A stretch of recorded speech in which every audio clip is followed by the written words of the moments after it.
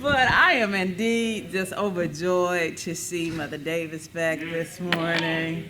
Absolutely, I had a tearful moment back there. I just love it when family gets together, and I love it when family gets back together. You know, it's something to be said about family. And I always tell you, if you have relationships, you know, especially meaningful ones, those are the ones you want to pour into. Those are the ones you want to nurture. You care about them. And so we love you, and we're so excited to see you today. If you have your Bibles, turn with me, please, to Acts, the 21st chapter, as we're moving right along. This is Paul. We're talking about Paul now, who has gone back to Jerusalem. And as we were closing last Sunday, we were talking about how he was warned several times not to go to Jerusalem. But Paul had made the statement. He said, what are y'all doing? Why are you doing me like this? Why are you making me weep? You're trying to break my heart. He said, I'm not only ready to go to Jerusalem, but I'm ready to die if I have to. All for the cause of Jesus. So Paul said, you know, he had a lot going for him. You know, I don't know who we would compare him to this day, but Paul he said, I'm a Pharisee of the Pharisees. And he talked to him about how he sat at the feet of Gamaliel to be taught, and talked about how he was blameless concerning the law. But you know what? He said, none of these things move me. And I tell you, when we have purpose in our life, and every one of us have purpose, let's not get that twisted, okay? We might not have the label of pastor or evangelist or missionary attached to our name, but every one of us have purpose. Every one of us have purpose, and that does not make any one of us more special than the other because somebody has a title attached to their name. Paul understood that, you know, and so that's nothing for the cause of Christ. And so he had returned to Jerusalem because, you know, they had this meeting back in Acts, the 15th chapter, where, you know, the Jews were trying to make the Gentiles subject to the law, saying that they had to be circumcised, that they needed to be circumcised. And so they had come together in Acts, the 15th chapter, to try to get some understanding about that. And so, you know, a lot of that didn't die down. So Paul wanted to get back to Jerusalem because the legalists were trying to still make the Gentiles do things that they were not required to do to be saved. And then we understand that because even today we have different groups that say you have to do this and you have to do that. If you don't, you're not saved. And so we understand that we have to be like the Bereans. You remember when Paul went to Berea, and so he found those saints who were there, and Luke says that those in Berea were more noble because they searched the scriptures daily. They searched the scriptures daily to see if those things be so. What things? The things that Paul taught them. Did those things line up with what was in the scriptures? And that's what we have to do, y'all. And a lot of times when pastor talks about being lazy, you know, sometimes we want to just have people to know it and to let us to impart it into us. But it's up to us also. Now that's good because you need a teacher, but it's also up to us to delve into what the scriptures say. And to understand if that's the line upon line, precept upon precept. And so now, when he returned to Jerusalem this time, the brethren, they were happy to see him. They rejoiced when they got there. James and the elders, they rejoiced. And Paul began to tell them about not how he had worked, but he began to tell them about how God had worked and done miracles all across Asia, all across where he had gone to set up these churches. He began to tell them about how God ministered and how God worked. And that's another thing. And we say it all the time. If God is not in it, if God does not author it, it is not going to come to anything. And it doesn't mean anything. So God has to be the author and the finisher. He has to be the author and the finisher. And so that means then that God is the director. You know, and it doesn't take anything away from. We say, you know, that some of us, you know, my husband said, I got that administrative spirit. I guess he just means I'm bossy. I know, I get it. I know what he's saying. But, you know, some people we have different personalities. We all have different personalities. But that doesn't mean that you try to take God's place. No. God is the author.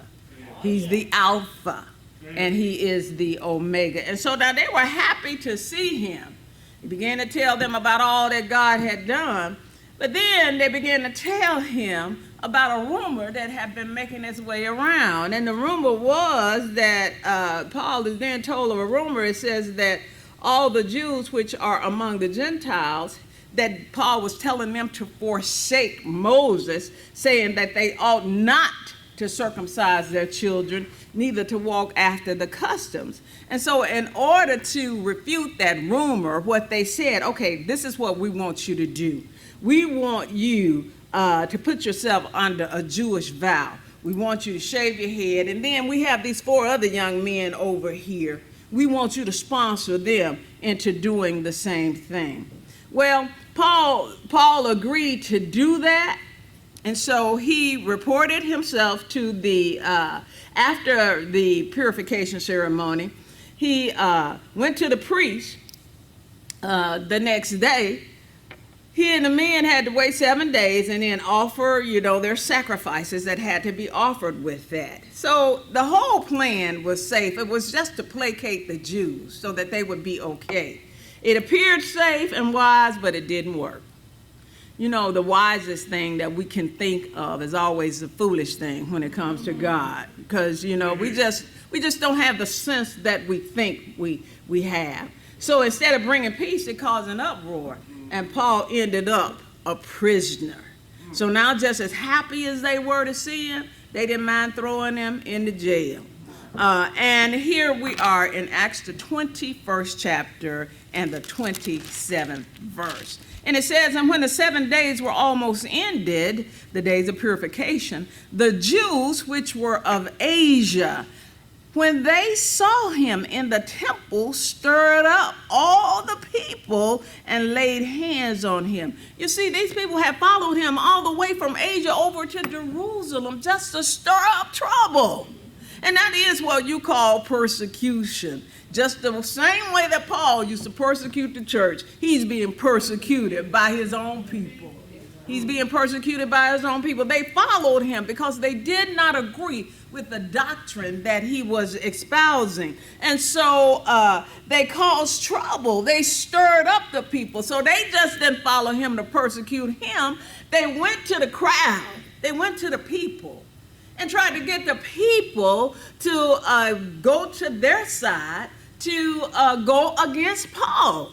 Now, that's something if you believe something, but why you got to go and get somebody else to go along with you? And so people are so fickle, and people are so gullible and impressionable. And when I say people, I don't mean everybody. I'm speaking in generalities. I mean some people. So when people are so gullible and impressionable, you can get them to go along with you. That was all she wrote for Paul. And so this is what they said, crying out, men of Israel, help! This is the man that teacheth all men everywhere against the people and the law and this place, and further brought Greeks also into the temple and hath polluted this holy place. And this is in verse 29, this is why they said that. For they had seen before with him in the city of Trophimus an Ephesian, whom they supposed that Paul had brought into the temple. Because if you remember the layout of the temple, there was a Gentile court, and the Gentiles were not allowed to go beyond that particular court. And so now they're saying that he had profaned and polluted the temple. And all the city was moved. All the city was moved, and the people ran together, and they took Paul. So they caused a riot. They coming down from Asia because of one man and what the one man was teaching. And now they're here in Jerusalem and causing a riot.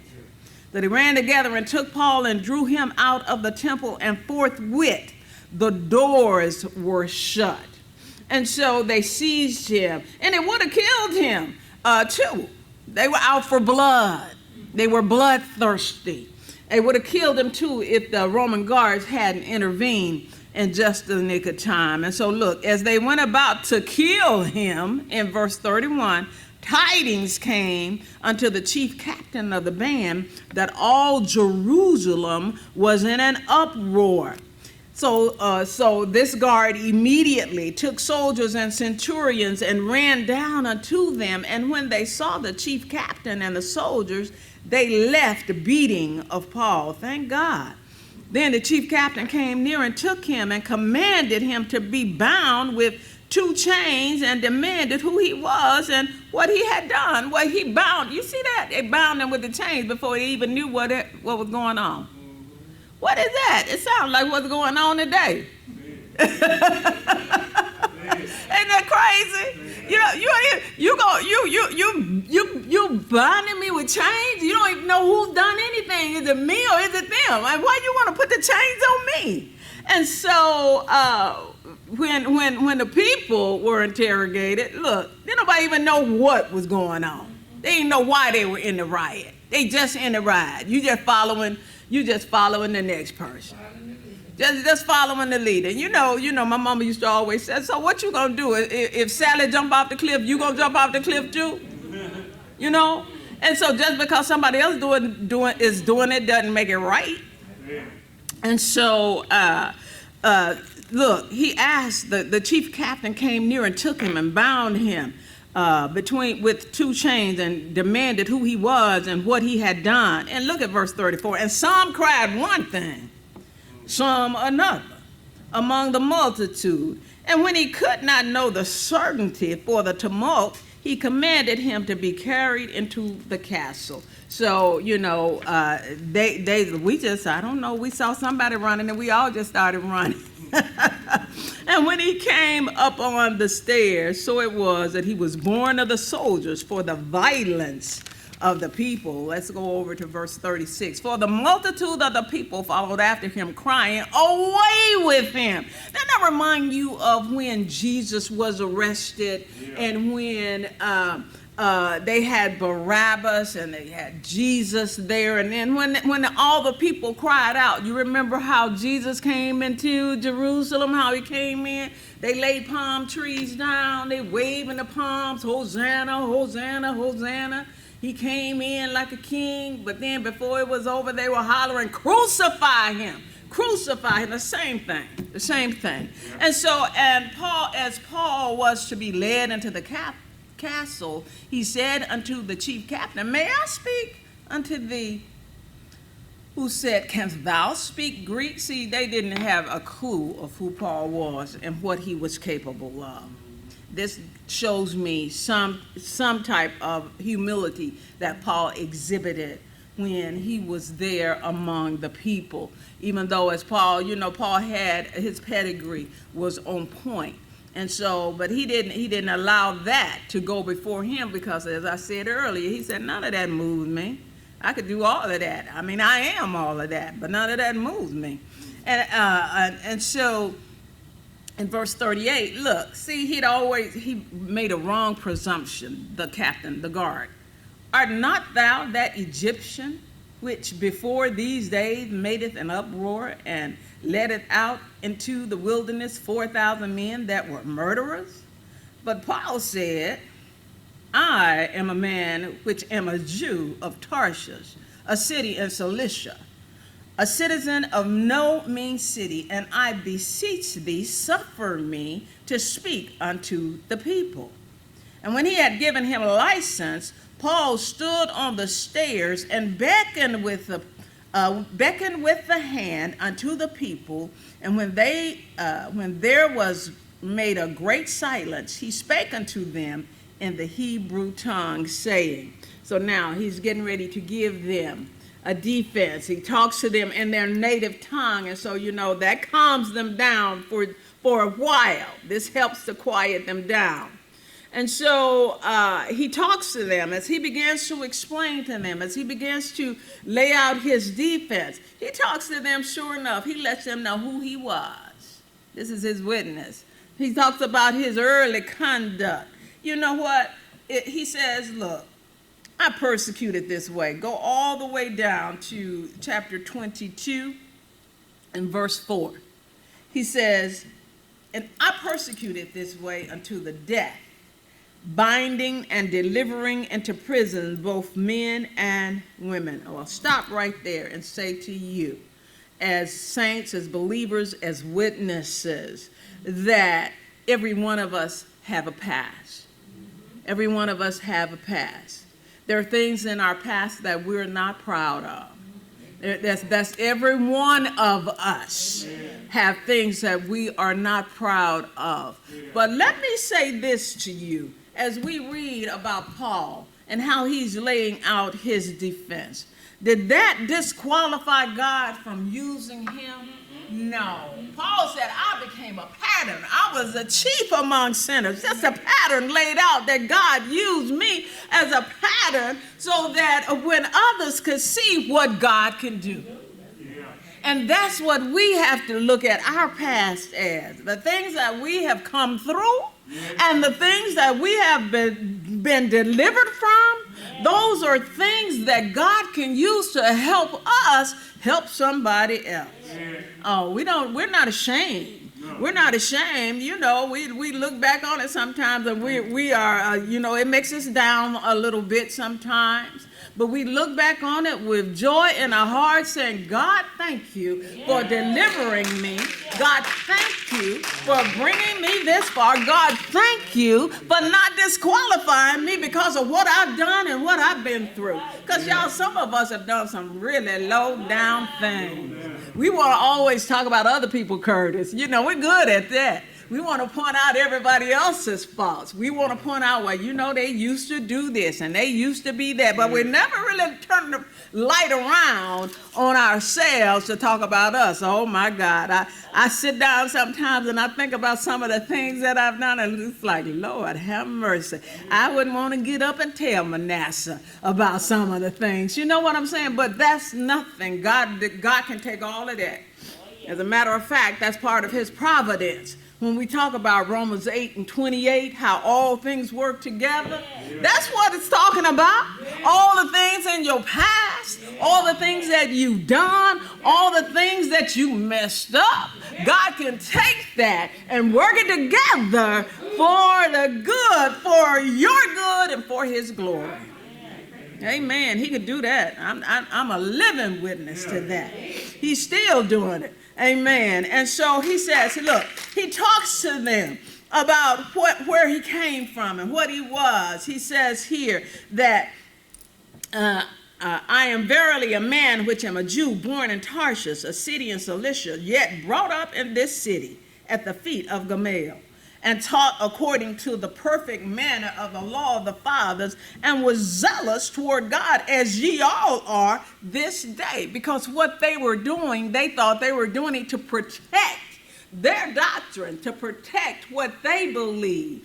And I persecuted this way unto the death, binding and delivering into prison both men and women. And also the high priest doth bear me witness, and all the estate of the elders, from whom also I received letters unto the brethren, and went to Damascus to bring them which were there bound unto Jerusalem for to be punished. But then he talks about now his wonderful conversion.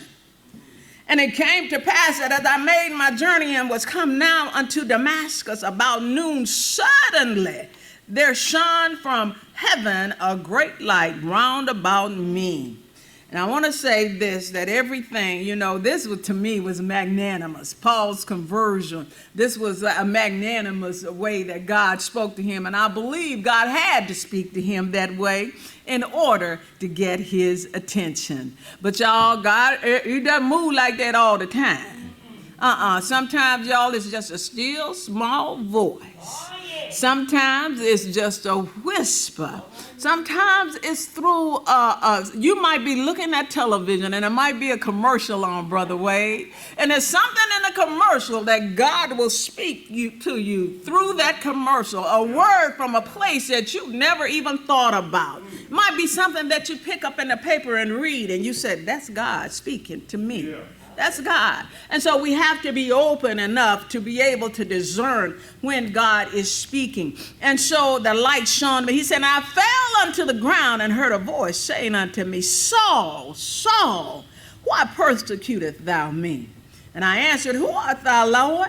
And he said unto me, I am Jesus of Nazareth, whom thou persecutest. And they that were with me saw indeed the light, and were afraid, but they heard not the voice of him that spake to me, because what's coming to you is for you. Yeah. It's coming for you. God is not, he may not speak to everybody around you, but when he has something for you, he's going to speak it to you, for you to understand it, for you to be able to take it and run with it. And I said, what shall I do? What shall I do, Lord? And the Lord said unto me, arise and go unto Damascus, and there it shall be told thee of all things which are appointed for thee to do. And so he talks about how he was converted and how God had sent him down to Ananias' house. And then he talks about how he was called with a special calling. Look at verse 17. And it came to pass that when I was come again to Jerusalem, even while I prayed in the temple, I was in a trance, and saw him saying unto me, make haste, and get thee quickly out of Jerusalem, for they will not receive thy testimony concerning me.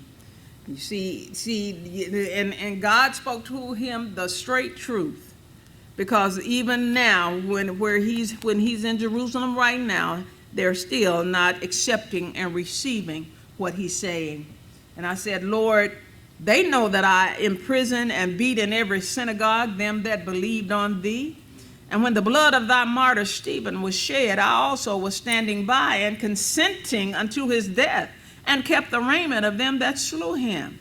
And he said unto me, depart, for I will send thee far hence unto the Gentiles. So his ministry was to the Gentiles. His ministry was to bring them into the fold. His ministry was to teach them that God had broken down the middle wall of partition. And we're going to get to those when we go back and start going through the books that Paul had written. His ministry was to tell them that there has been, it used to be a difference, but now there's no difference. Because Christ died, Christ opened up a way for Gentiles. And so now Gentiles and Jews worship together because they could believe in that God made a way because of his blood, because of Jesus's blood, for that to happen. And so he says here, look, he said, depart, for I will send thee far hence unto the Gentiles. Now, remember, he's talking to the crowd. That was the riot.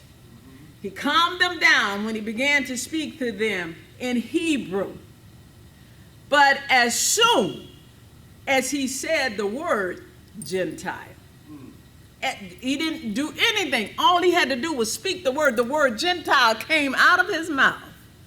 When he said the word Gentile, the crowd went berserk. They just went crazy because they hated him.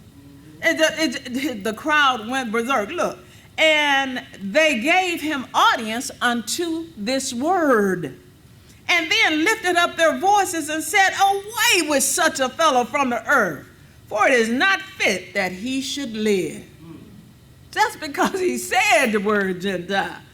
And as they cried out and cast off their clothes and threw dust into the air, the chief captain commanded him to be brought into the castle and bade that he should be examined by scourging, that he might know wherefore they cried so against him. So he's quickly brought inside and ordered beaten so that he could confess his crimes.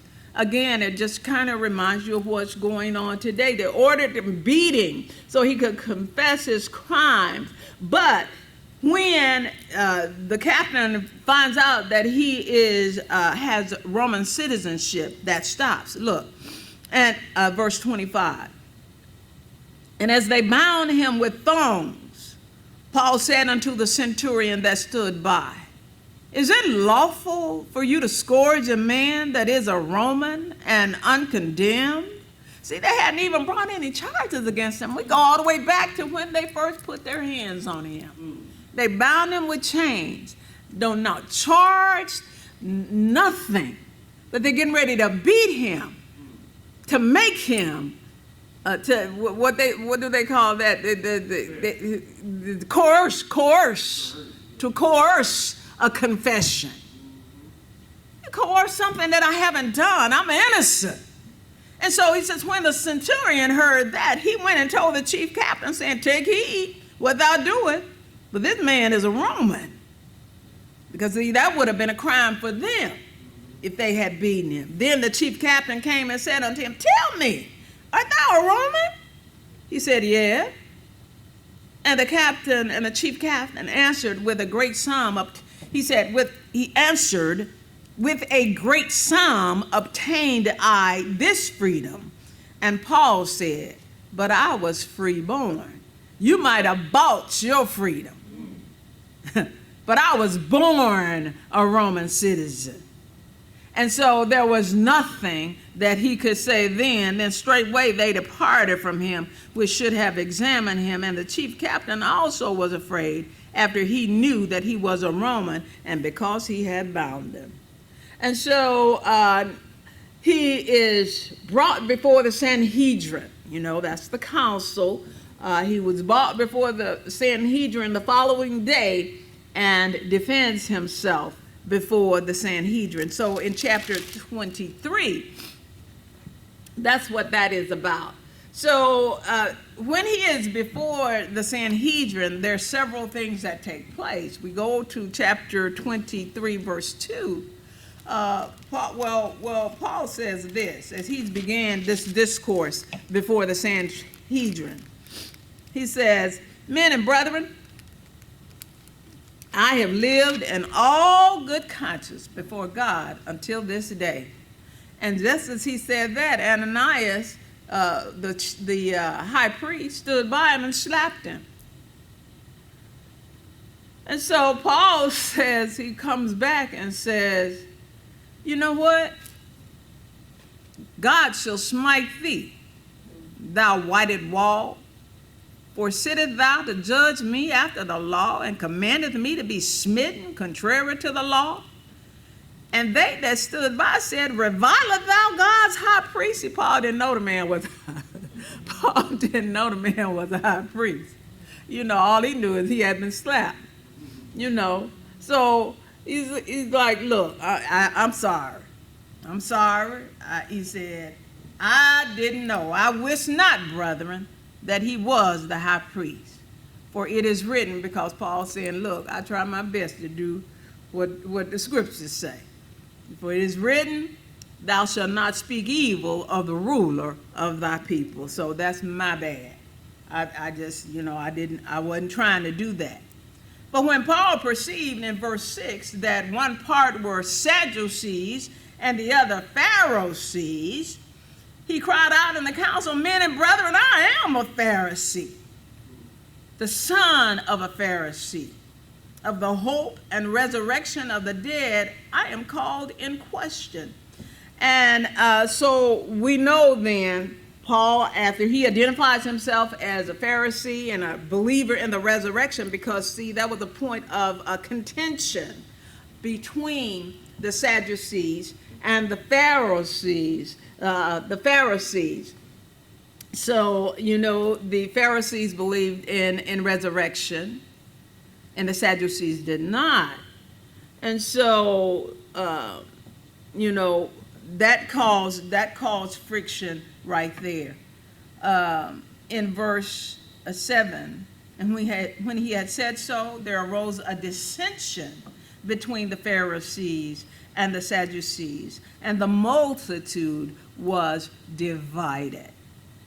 For the Sadducees say there is no resurrection. Well, Paul could not have a ministry if he didn't believe in the resurrection, because his ministry was based on the resurrection of Jesus Christ. So he says here, but the Pharisees confessed both. The Sadducees denied. The Sadducees said there are no angels nor spirit, but the Pharisees confessed both. And there arose a great cry, and the scribes that were of the Pharisees' part arose and strove, saying, we find no evil in this man. But if a spirit or an angel has spoken to him, let us not fight against God. And when there arose a great dissension, the chief captain, fearing lest Paul should have been pulled in pieces of them, commanded the soldiers to go down and to take him by force from among them and to bring him into the castle. I still go back to saying they haven't charged him with anything. And the night following, the Lord stood by him. And this is just like God, y'all, in our times of distress. When we're going through. And sometimes, y'all, the pressure and the stress is so much. How many have you ever actually felt stress on your body? It's so much. Sometimes it's overbearing. And sometimes it just really breaks you down. Sometimes for some of us, to the point of taking us onto the bed. Until we can just, get some of it lifted up off of us. And we have to not deny that and not act like that it doesn't exist, because it does.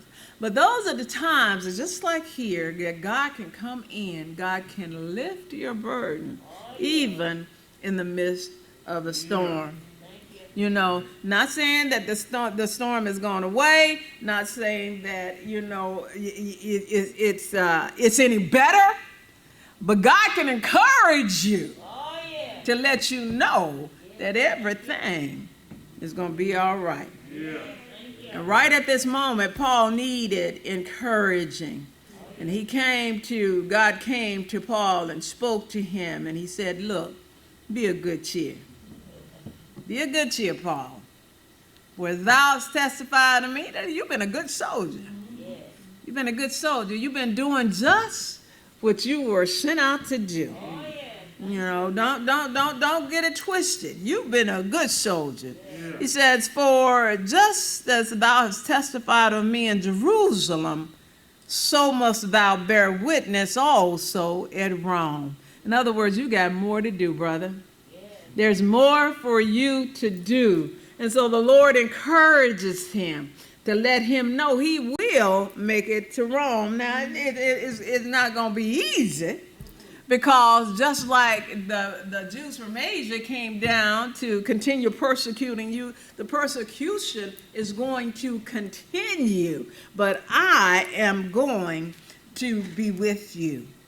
And when it was a day, certain of the Jews banded together. Look at this. I'll tell you about people. And again, I tell y'all, let's examine who's in our circle. When it was day, certain of the Jews banded together and bound themselves to do wrong. They came together. And this is what they said. They bound themselves under a curse, saying they would neither eat nor drink until they had killed Paul. They were now in some kind of frenzy. Now you know me, and y'all know how I like to eat. So that must have been some real the binding together. You're not gonna eat or drink. You're gonna fast. In other words, they're saying we're not gonna let anything cross our lips until this man is dead. The hatred some people have when they don't even understand you, the contempt that some people have when they don't understand you. And y'all, that's just like, it's darkness against light, right against wrong, good against evil. There's always going to be that battle. There's always going to be that battle. And so they says, now therefore, ye with the council signify to the chief captain that he bring him down unto you tomorrow, as though they're plotting to kill him. You bring him down here as though you were inquire something more perfectly concerning him. And we, or ever he come near, are ready to kill him. You act like you just need to ask him something else. And then when he come, we're going to be waiting for him. We're going to kill him then. But God always has a ram in the bush. God always has a ram in the bush. Now, we hadn't heard anything about really Paul's family. But here we learn that he has a nephew, his sister. He has a sister. It says, and when Paul's sister's son, so that means that that's Paul's nephew, right? So Paul's nephew learns about this plot, and he lets it be known. And when Paul's sister's son heard of their lying in wait, he went and entered into the castle and told Paul. Then Paul called one of the centurions before him and said, bring this young man unto the chief captain, for he has a certain thing to tell him. And so he took him and brought him to the chief captain and said, Paul the prisoner called me. Now he Paul the prisoner.